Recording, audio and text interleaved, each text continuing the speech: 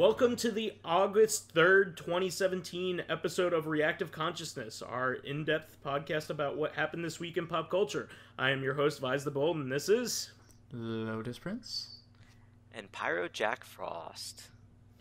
So this time I think it's good for us to talk about some of the games we played on at a recent party that we went to, specifically your birthday party.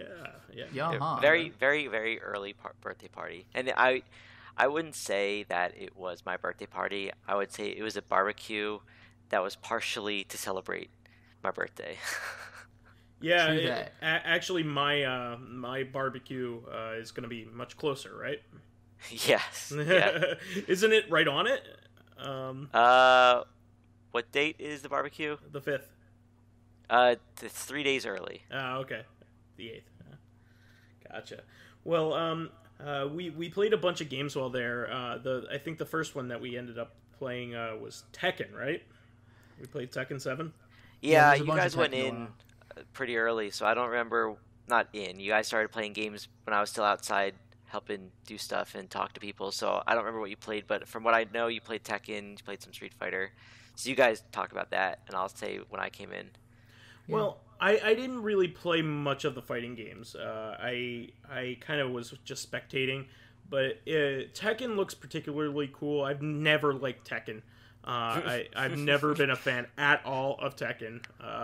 Even though I have liked other Namco games, like I love Soul Calibur. Soul Calibur is probably my favorite fighting game series. I love Soul Calibur games. But the Tekken has never really resonated with me. I don't know why, but plenty of people loved it from the PS1 and PS2 eras specifically, you know, especially when Tekken Tag came out. Yeah, that was my brother loved Tekken Tag. Tons of people I was also had never game. A fan of Tekken. People had that game because it was one of the first games to come out for PlayStation 2, and it was like one of the big games that everybody played, and it had like a lot of extra stuff like bowling and things like that. But it's really neat to see guest characters in that game. It seems like they're going nuts with it. I mean, they have Akuma, and now Geese is going to be in it from King of Fighters. Yep. Which is awesome. So it's going to be a 3-company crossover game. I mean, all they need is somebody from DOA or somebody from Virtua Fighter, and it would be really neat. Yeah, well, I mean, no confirmation on this, but Mr. Ryu did mention that there were rumors that maybe they might get Kazuma Kiryu from Sega, and he would fit. He would, he could theoretically fit into a game like that.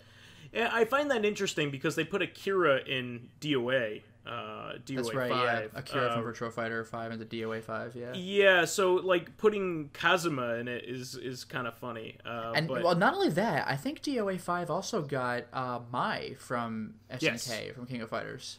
Yeah, it would be really neat. You know, I guess in the fighting game sphere, they're not really competing with each other. They're kind of all trying to get as much money as they can in that. They're kind of cooperating. It's not like it used to be, in the early days of SNK, making games to compete with Capcom's games. It's not like that anymore. It's more like there's a small dedicated fighting game community, and why don't we all just try our best and try to stay alive within it, which is kind of cool. The big players are Capcom and Namco. You have SNK just kind of SNK is always there, but it's not quite on the same level. Yeah, it's a shame too because I honestly think that it's the more technical game. Like a lot of people that I've talked to say that like King of Fighters games are usually much more technical than the Street Fighter games. And I've heard they can be more demanding with the timing of your button inputs as well. Yeah, so technically, I guess you could say it's a better game, but like there are less competitors, so who the hell knows, right? And then you have like a game like Virtua Fighter, which is supposed to be one of the Virtua Fighter 5 is probably the most technical fighting game of all time. That is very, very technical. Yeah, and a good Virtua Fighter player against another good Virtua Fighter player, that is something to behold. Whereas Tekken's always been kind of a fun game. I mean, they've kind of cleaned it up in the last like couple installments, so like it's definitely a tournament game now. But it didn't used to be. It's been like an Evo like 2 years in a row at this point. Yeah, it didn't used to be like that. It didn't used to be taken as seriously, but tons of people played it. You know, it's kind of like one of those things. But it's also interesting in that it has 8-way movements, like like Soul Calibur. It's not strictly 2D like Street Fighter. Yeah, I mean, Tekken's always been a 3D fighter. Yeah. It's always been kind of a contemporary with Virtua Fighter. It was the primary. The primary competitor to Virtua Fighter before it was even there before DOA came along, and there was of course Battle Arena Toshinden was bouncing around back then too. But DOA was PS1 though, right? The original one. Yeah, it came out after Tekken 1 and Virtua Fighter 1 and 2. Although the DOA people have actually heard of started on like the Dreamcast. Well, DOA 2 was like the big game for DOA. Yeah, DOA 1 wasn't nearly as celebrated as DOA 2 was. Yeah, when I first saw a copy of DOA 1, like a physical copy on the PS1, like I didn't even really recognize it for what it was at first. I was like, I guess DOA 1 had to exist somewhere. I guess this is it. Yeah, it has a seemingly completely different art style than 2 does. Yeah. So 2's a lot more colorful. For instance, and that's really when the boob thing came into prominence. It was kind of still there in the first game, but it wasn't nearly as it was an outright much of a point thing later on. I remember when I first found it out, I'm like, "What's this age slider thing?" Yeah. Especially on Kasumi in particular, Yeah, of course. But yeah, the DOA series has always been kind of a fun series as well. It's kind of like maybe like Injustice is, like Injustice is a fun series that sells well, right? But it's not like a top tier game that you would play in a tournament. I'm sure Injustice is in Evo, but it's not considered. Yeah, I think probably like I know for a fact that I believe Injustice 1 at least was, last year. I don't remember if Injustice 2 was here this year, but I wouldn't be surprised because it's also partly like advertising for the game. Like Pokken Tournament showed up last year because, hey guys, new fighting game, Yeah, and I would expect it to be there for a little bit, but it's not going to be there for years like Street Fighter is. Yeah, Street Fighter will be there. Street Fighter was, back in the beginning of Evo, like Street Fighter 3. Like, it's always been there. What else did you guys play after Tekken? So after Tekken, I brought my Switch to your place, and we ended up playing Bomberman. Bomberman R. That's when I came in for a little bit. Yeah, that was fun. Yeah, and Bomberman R is still a lot of fun. I really enjoyed it. Version. What's that?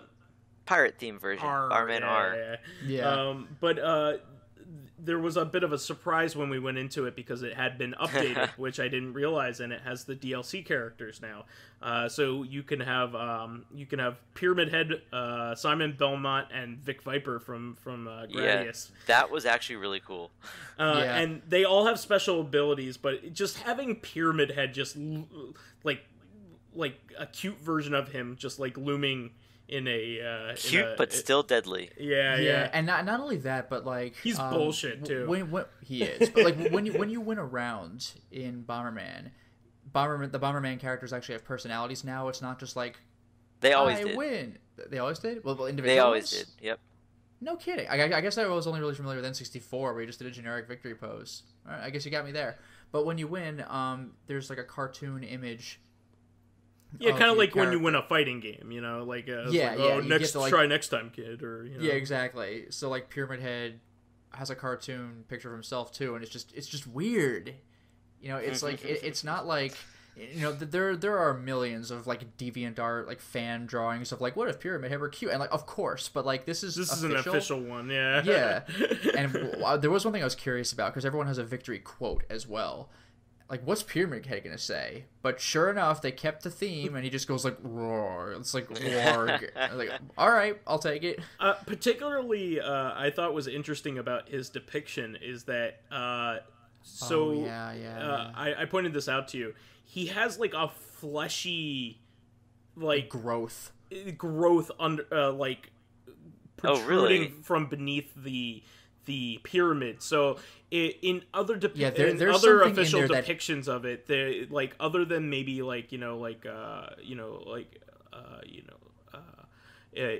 action figures and things like that, like, you can't really tell what's underneath.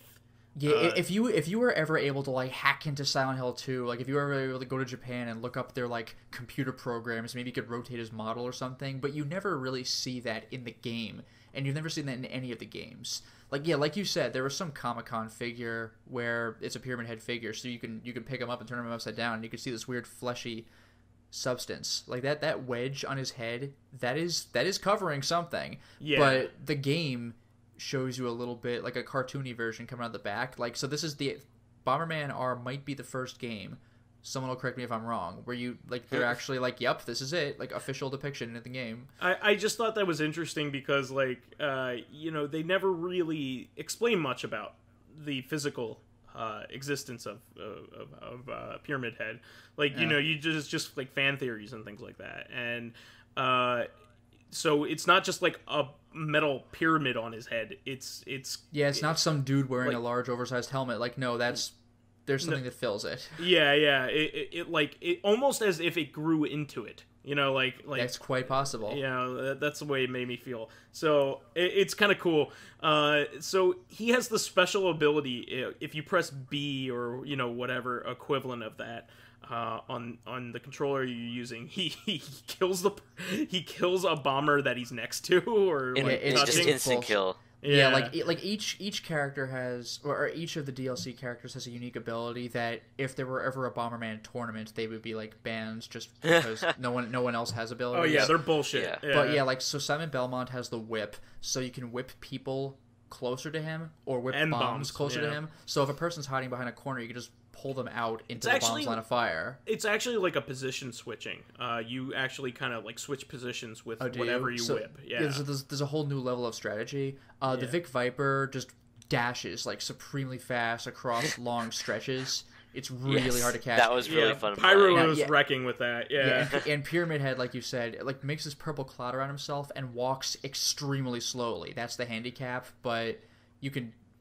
But whatever's touching Pyramid Head at the time just dies, bomb or no bomb. So if you ever walk up to somebody with Pyramid Head and then just turn the ability on, like, that's just the kill you button. Like, you don't have to put a bomb down and wait. It's just like, you're dead now, and now I'm slow for the next 5 to 10 seconds, but I'll get over it, and then I can use the ability again. Like, once you know what Pyramid Head could do, you can compensate for that. But we were all playing these characters for the first time, so every time you do an ability, it's a total sucker punch. So it's like, you could just kill me with him. So it was kind of amusing.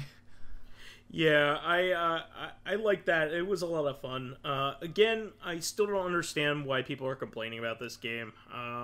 It seems like a perfectly fine Bomberman game today. I think because there's a good portion of people who play it for the single player. Yeah. And I know that the single player of this game is not the best. Yeah. Oh, really? Whereas Saturn Bomberman has an awesome one. Yeah, and a lot of Saturn Bomberman single player was great. I'm actually curious how many Bomberman fans came in during the 64 era, because Bomberman 64 was great. All three N64 ones had a really good one-player mode. Yeah, I was vaguely aware of Bomberman's existence, like on like PC platforms and stuff, and I think I had seen like Mega Bomberman. Yeah, I had seen some Atomic version of the Super Nintendo for rent or whatever, but the first Bomberman, and actually the only one I've ever owned up until like a couple years ago, like the only Bomberman I owned as a kid was 64 Bomberman, and the story was kind of weird because it was all 3D and a little bit slow, but I liked it well enough, and the multiplayer was great. Yeah. So after, like regular Bomberman 64. I'm sorry. We had a good time playing that. It was a lot of fun. We ended up getting 5-player on, which was great, and that's one of the things that Switch is good for. I mean, I have 2 sets of Joy-Cons and a Pro controller, and you can do 5-player with that, which is awesome. I think that's great. Yeah, it would be nice if someone else had a Switch and was able to bring 3 more controllers, so we could get all 8 in. Yeah, an 8-player game would have been really fun. And so after that, we ended up playing a little bit of Puyo Puyo Tetris, which is pretty fun. They're supposedly working on a patch where Puyo Puyo isn't so overpowered, but basically anybody who's halfway decent at Puyo Puyo can murder somebody who is way better at Tetris because of the pace. Well, I don't know if I'd go that far, because I remember, I can't speak for the English release, but before we knew it was going to be localized, Mr. Ryu had imported the Japanese version, and he had said that game was heavily broken in Tetris's favor. Because if you're really good at Tetris, you could just, like... The thing with Puyo Puyo is once you get a good chain going, it just goes forever. And, like, there is very little you can do if you're a Tetris player, unless you are, like, supremely amazing. However, one thing that Tetris can do that Puyo Puyo cannot is you can insta-drop blocks. If you know where the block wants to be, just press, I think it's up, or press down, and it just warps that. So you can really just... it is up. Okay, and down is, like, faster, but up is instant. Yes. But you just slam blocks with Tetris. With Puyo Puyo, you have to watch them fall. So, like, there is a degree of balance. I mean, like, if Puyo Puyo is ever allowed to finally get a chain off, then it's just apocalyptic. But Tetris can just go, like, one after... Like, little shots, like, one after another, and just, like... If you make it happen in real time, then that's your advantage. Like Puyo Puyo, you basically have to hope to God that the Puyo Puyo person doesn't set up his amazing combo. If he does, there's not much you can do. Yeah, I do know that they're working on the balance actively on that game, so it might have slid back and forth. So who knows? But it's still always a fun time. And then we played. This is always a highlight of our gatherings. We played some Towerfall. I really love Towerfall. am a little upset that I missed that because I love Towerfall. Towerfall is always a good time. We always have good matches, and they're always exciting. Yeah, I've only played the game twice. Once at this past MagFest, and then once this, just recently at this party. But like, it's a very interesting game in that anybody can pick up and play it and get killed a couple times and then go, oh, okay, I think I know how to play, and you can have a pretty good time, but there is a little bit of higher level play regarding, like, dashing not just away from people, but directly into arrows being fired at you because you catch them when you do that. So it actually rewards you for being aggressive and jumping right into attacker, which would normally be a terrible idea, but dashing makes you catch. Because the arrows arch too, there's a little bit of planning as to, can you shoot an arrow at someone when they don't even realize you're shooting at them? Yeah, and some of them have weak homing as well. So, and not to mention, it's like Pac-Man, where the screen, if you can walk off the screen, then you loop onto the other side. This goes for both horizontal and vertical. So you could shoot arrows off the side of the screen and catch somebody from behind, or you can run through. And if you shoot an arrow directly vertically on a vertical loop, then that's just a hazard until it hits somebody. It's just endlessly falling. So you can manipulate the level to a degree in that regard as well. Yeah, and I remember that once when I was playing it like a few months ago with another group of friends, once we found out you can dash into arrows catch them, there was one of the people who was playing just kept shooting arrows and dashing into his own arrows and collecting them, like messing with people. Nice. I think that game is so great. I need to get you guys to play Samurai Gun because it's a very similar game, but it has a melee mechanics as well on top of it. You have limited bullets, just like you have limited arrows in Towerfall, but it's a very similar game, but it kind of feels a little bit more like Bushido Blade in that regard because there's a lot of risk reward in getting close to somebody. In that game because they can melee you as well. So speaking of melee, you can still Mario jump on people in Towerfall, but that's usually something of a last resort because someone could always shoot up into you as you're jumping. That is true, but that's always catches legitimate. A lot of people off guard too. Yeah. That's true. Like if they're jumping up and you just fall on their head. And also, you know what's a mechanic that I always forget exists is just basic ducking. You can just duck under somebody's arrows. It's so easy to forget because you're often platforming, so it's like, well, I could just fall down, but no, you could stand where you are and duck. That's an option too. Yeah, I had a blast playing that, and there were some really exciting matches. Really enjoyed that. And I think the last game that everybody played was Overcooked, which I had never played this game, but really? I this was the first time I had seen anybody played it. Okay. And it looked like a ton of fun. It is. I find it super stressful, so I don't really play it that much. but I know I was my watching girlfriend it loves that and game. I felt that pressure, man. Like, even though I wasn't playing, it's like, guys, you gotta remember, like, the pot of liquid is about to overheat. Like, for God's sake, take it off the stove, and now you gotta put it over here and put more ingredients in the next one. And it really is like real life restaurant work. Yeah, and there's always on a normal day is probably less stressful. Like on a busy day, it's probably more stressful than Overcooked. But Overcooked is just like there's constant reminders of things you got to be doing. I would imagine in real life, you have how it works because it's your job. Yeah. Yeah, you have a team that actually knows what they're doing. Because in Overcooked, everyone tries doing everything at once unless somebody makes a plan. So there's too much of one thing getting done and not enough of another, and everybody's in one area of the kitchen and the other area is empty, and it's just this most inefficient mess that would never happen in real life unless it's amateur hour and nobody ever instructed any of the chefs in any way. And there's always like too many things to do and not enough people. Mm-hmm. So it's always a little bit tougher for everyone to say like, all right, you cut, you cook, you serve, you clean, because then there's always other things that they introduce that you have to worry about, or the locations of the cutting board or the ingredients are in random areas, and it's hard to just say you're in charge of this thing. It's more like you really have to play like you're in charge of this area. And a lot of levels, like except for the early ones, of course, but a lot of levels have gimmicks. Like one of them is in like an earthquake zone where all of a sudden one half of the kitchen rises and the other half falls, so you cannot get to the upper half if you're on the lower half. I suppose you could fall to the lower from the upper, but like now you're just separated from your team. So like the upper half had the oven though, so like all you have on the lower part is cutting boards. So I guess you better start cutting, and no one's gonna cook, and we're wasting time. So like there's that to consider as well. Yeah, I really want to get a chance to play it. I just haven't had a chance to yet, and I really enjoyed people playing it because like people get way into it and they they get really frustrated, and it's just kind of fun. Lots of yelling.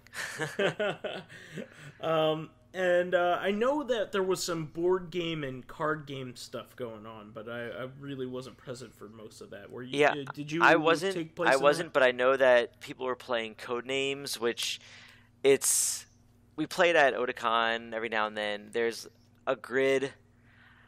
I'm gonna mess this up, but I believe it's 5x5 grid of words, like one word cards.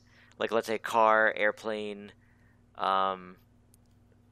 apple, dog, etc. And two people are the spy masters for their teams. So they have a card that tells them which of these words are theirs and which are the other team's. And then there's one word that's the bomb, which is an instant kill for whoever team who picks that. And the point is you have to tell your team, give your team a one-word clue that's not one of the words on the cards, and how many words relate to that.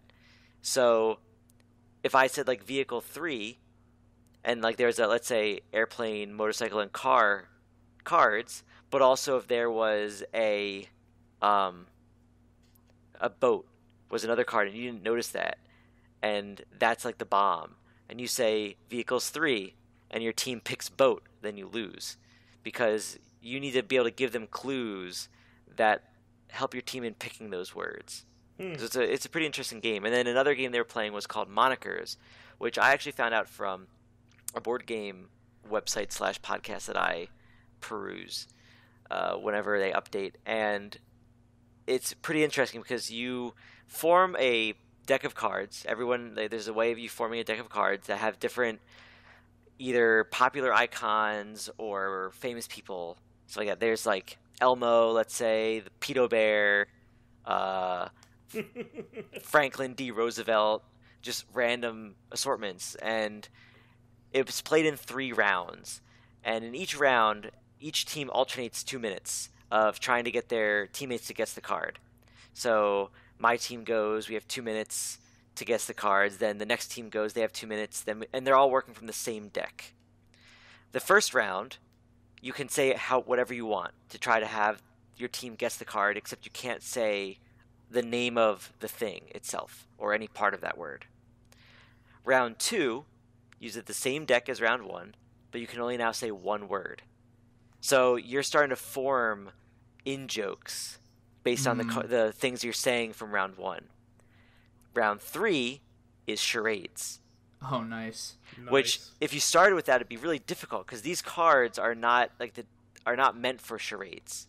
Like the names of these cards are not meant for charades, so it's not like movie names or something that's easy to charade. It'd be like an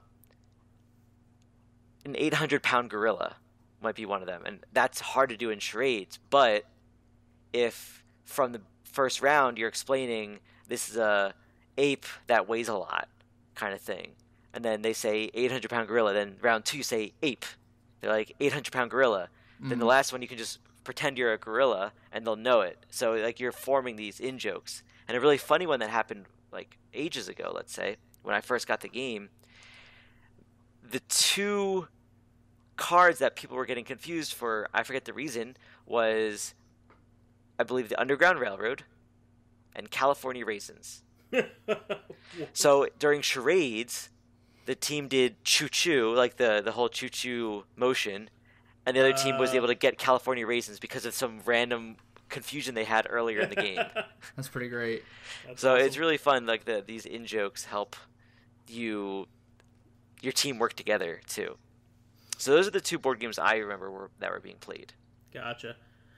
Well, I had a really great time. I want to thank you for inviting me and Lotus. I had a blast. Absolutely. Had a really good time, and hope to do this more often. We don't do it often enough. Yeah, I mean, like I said, I'm pretty busy the next 5 weekends, but we definitely need to find time to do stuff like this more often. Well, I hope that during MagFest I can have like a lot of these games downloaded on my laptop or something. And Windjammers will be out on PC by that point, I think. Oh, cool. We'll take a shot, everyone. Windjammers mentioned. But I won't need to bring my Omega and FrameMeister in order to play it, so that'll be good. So I did want to go on to our second topic. I got a chance to see Spider-Man Homecoming with my girlfriend, and it's a movie I've been wanting to see for a little bit. It's very surprising because I don't hear anybody talking about this movie. I think it kind of performed less than they hoped it would. It was still really good, though. I really enjoyed it. No, it's a great movie. I actually really thought they did a great job. They did a really good job keeping it close to the ground. Even, he's fighting the Vulture in it, and the Vulture isn't, like, a world-dominating kind of guy. Like, it's kind of cool that he's, like, one step above a thug. I really liked this movie's depiction of the Vulture, too. Yeah. Well, no, I was just going to say, that's the beauty of a lot of Spider-Man's villains, is a lot of them are superpowered thugs, or just actual thugs. Yeah, I just like that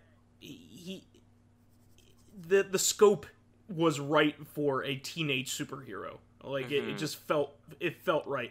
And it's kind of him almost blowing the situation out of proportion. Like he's bad, but he's not that bad. Like, you don't need to be spending time on him, like that kind of thing. But part of it is him just trying to prove that he can do something, right? I also like his dynamic with Tony Stark in it, and kind of like the father relationship there. I also like that they kind of make a joke out of the fact that they don't even mention one bit about his origin. It's just kind of funny because his friend that he's with, he goes, so a spider bit you? Yeah, a spider bit me. And he's just like, do you think that spider can bite me? No, it died. And then that's it. That is true, it did die. Yeah, I really like the amount of humor too. Like, I think one of my favorite humor scenes was he was chasing after Vulture, and he just shoots a web into the air.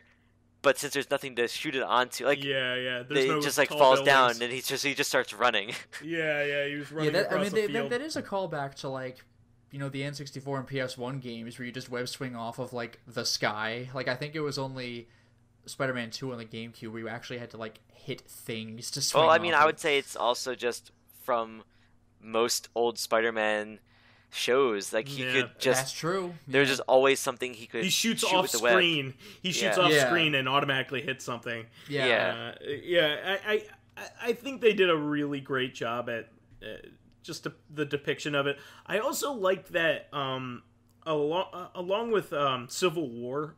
Civil War did a good job about this too, but they really hit home the past events that have happened in the Marvel Cinematic Universe. They don't glance over the fact that, like, in the Avengers, like, they like the alien invaders do a lot of damage to New York City. And that's kind of how Spider-Man opens. The Vulture is is the leader of a cleanup crew for picking up that the alien technology that was left behind. I just kind of like that there's collateral damage of behind what's happening. And Civil War did a good job at that. They part of the reason why Civil War even happens is because of all of the events that have happened before in the MCU. They don't just hand wave it like most other superhero movies will. They in like the Batman movies, they never really mention like all of the destruction that happened last time Batman came out. You know what I mean? Like they don't mention everything's all rebuilt and everybody's forgotten. It's just one of those things. So I thought that it was really cool. I am very happy about the way they depicted him. I'm gonna go ahead and say that this is probably the best Spider-Man movie. I don't know if I would say this is the best Spider-Man movie, but I would definitely say he's the best Spider-Man. It's really it's up there because my favorite Spider-Man movies are Spider-Man 2, the Tobey Maguire Spider-Man 2, and the original Amazing Spider-Man. I like those two a lot, and this is right up there with them. And it is a very enjoyable watch. They don't even mention Uncle Ben in it either, like not once. Which I found very surprising. I was actually, it's a little refreshing, I would say. No, the fact that, very much so. Like you were mentioning, they didn't talk about his origin, which again, both the Spider and Uncle Ben, there's no origin story. His origin story is non-existent in a way, but they don't need to because there have been 2 origin story movies for him already. Yeah, people already know it. It's in the zeitgeist. It's you don't need to explain this to us. I mean, that is very pleasing. Like how many times it's like Superman. Like how many times do I need to see Krypton get blown up? We get it. At the same time, though, like I would have appreciated just a passing line about how he understands that with great power comes great responsibility. Because without that, he's just like a precocious kid with powers. And like, thank God Tony Stark's is here to rein him in. They did that in Civil War, actually. Okay. So he didn't say the line, but he alluded to it. All right, fair enough. He basically said to Tony Stark, "I know there are consequences to what I do." Essentially, so they acknowledge that from great power comes great responsibility, underpining, but they aren't. They don't go the cheesy route of actually saying it. All right. And another thing that I thought was cool about this movie was it takes place after Avengers. And it's just, this is a teenager who has superpowers, and that he really can't handle having superpowers because the amazing thing that happened in Avengers, he wants that to be his life, kind of. And he's doing really stupid shit because he wants to be a superhero when he doesn't realize everything that's involved in becoming a superhero. Yeah, and he's also learning that there's consequences to what he does too, and that he has to be very careful. Because he's the people he's fighting have very powerful weapons, and they don't know how to use them either. And they don't. And they don't know how to use them, and they don't necessarily care as much about innocence. Yeah. So it's like you might want to attack them, but they don't mind taking someone else's life to show you that you're weak. Yeah. I really enjoyed this. I'm continuing to like the MCU movies. There was like a little lull in there where I was like, maybe they're getting, long in the tooth. But then Guardians 2 came out, and Guardians 2 is probably my favorite MCU movie. Yeah, and then the Black Panther trailer that movie looks freaking amazing. Yeah, so I think they're putting in a lot of work to ensure that they don't get stale. You could easily just keep pumping out movies that go on the same track all the time, with and I'll low say, stakes and stuff like that. It's some people found it odd that maybe after the normal like Captain America, Iron Man, etc. from the first Avengers movie, they originally thought kind of odd the superheroes they were choosing for other movies. Like Black Panther was not. He's popular, but he wasn't like one of the most popular ones. Doctor Strange, same thing. Ant-Man. Like Captain Marvel, Ant-Man. Like they weren't necessarily super popular characters, but these characters are allowing them to have different themes in their movies, so they don't all feel the same. Yeah, I really like that Ant-Man is, he's basically just a punk. Like, you know what I mean? Like he's just a criminal, and he's not a superhero. He's not even trying to pretend to be one.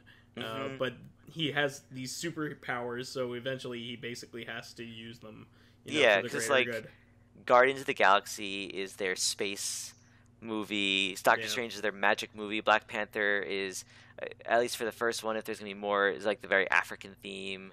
Ant-Man is like a heist movie, and then so these are all different themes that they can do because of the heroes they chose.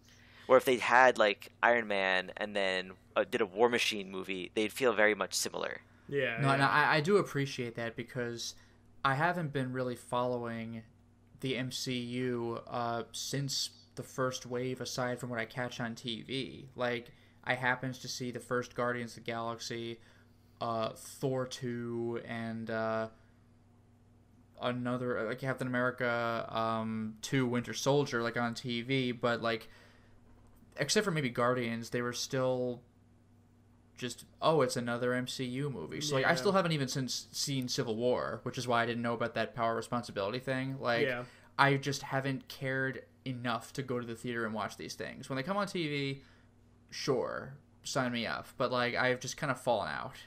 Oddly enough, probably one of the worst ones out of the bunch is probably Avengers 2. I like of what I've seen, Thor 2, no doubt.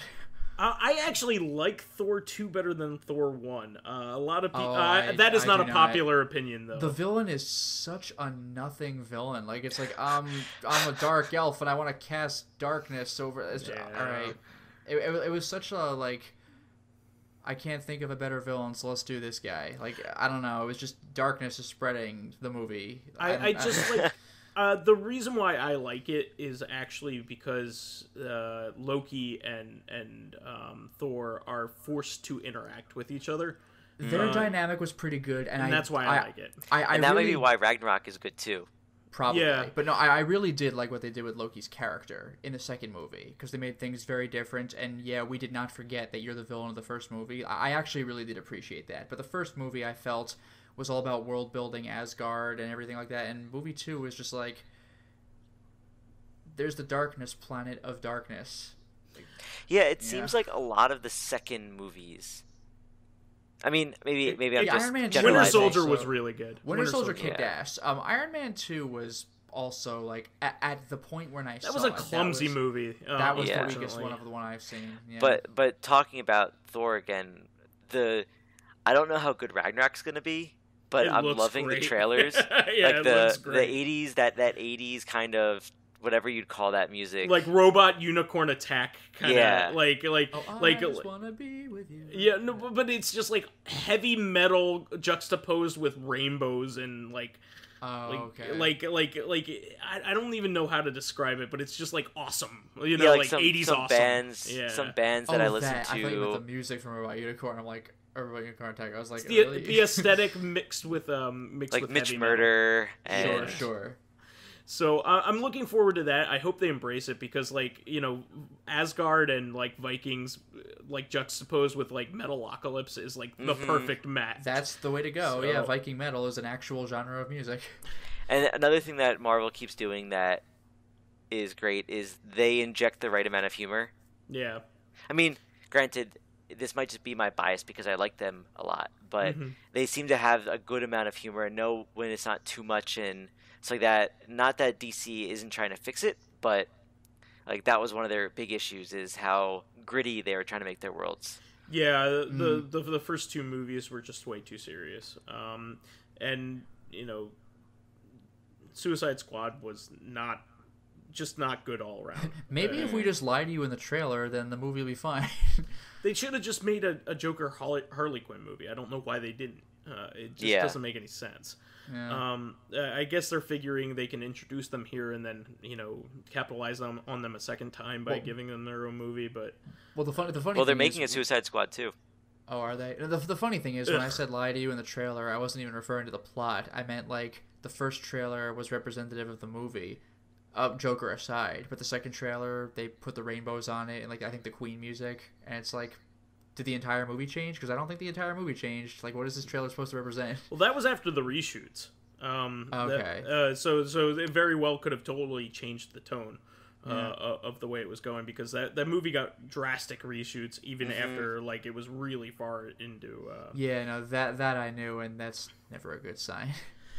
Well, we could go on days about this, but I just really wanted to talk about how much I liked it, and I'm looking forward to even more Spider-Man stuff, because I think Tom Holland did a great job, and I like the movie overall. I don't think it was a great movie. It wasn't like epic, but it was good. It was really watchable, insanely watchable. It was a lot of fun. Yeah, and like what I was saying earlier, like me feeling he was the best Spider-Man. This is my thoughts at least. Tobey Maguire had a good Peter Parker. Yeah, but his Spider-Man wasn't quippy enough. He didn't make enough jokes during this sense. Andrew Garfield had a great Spider-Man, but his Peter Parker was dumb as bricks, and he wasn't a good Peter Parker. Whereas this Spider-Man was good at least decent at both, at least. Yeah. So that's good. He had the quipping when he was Spider-Man, and he had the Peter Parker-ness of Peter Parker. Yeah, sure. I totally agree. Yeah, because like Andrew Garfield was all like skater boy and like talking back to Flash, and it's like, I don't know, man. Like Peter Parker was always like this dink who got picked on, and that's why becoming Spider-Man was such a radical change. Yeah, definitely. Having said that, that's the show for this week. Please remember to subscribe to the Corrective Consciousness YouTube and SoundCloud pages. While there, please give us thumbs up, likes, and 5-star ratings on iTunes. It helps us promote and spread awareness of the show, and any bit of encouragement helps keep the show going. You can also catch us on Tuesday on our sister podcast, Corrective Consciousness, the podcast about our lives and love of pop culture. Finally, you can friend me as VyseTheBold, VyseTheBold, on Steam, PSN, Xbox Live, and Twitter. And you can catch me on my YouTube channel, Lotus Prince. You can hit me up on Twitter at Lotus Prince. And if you'd like to see some of my videos early, get in on exclusive streams, and even select upcoming Let's Plays, then maybe consider swinging by my Patreon at patreon.com/LotusPrince. And you can find me as PyroJackFrost or Cloud08540 on Steam, PSN, stuff like that. If you want to message me, please let me know how you're referencing me, because I've gotten some messages from people. And you think they're just complete randos? Like, just like one or two. Fans. That's just like, hey, friend request. I'm like, I don't know who this is, so I'm not going to accept it. Yeah. I'm in the same boat too. Yeah. So it'd be nice if you let us know why. But yeah, other than that, that's the show for this week, guys. Yeah. Until next time, everyone. Bye.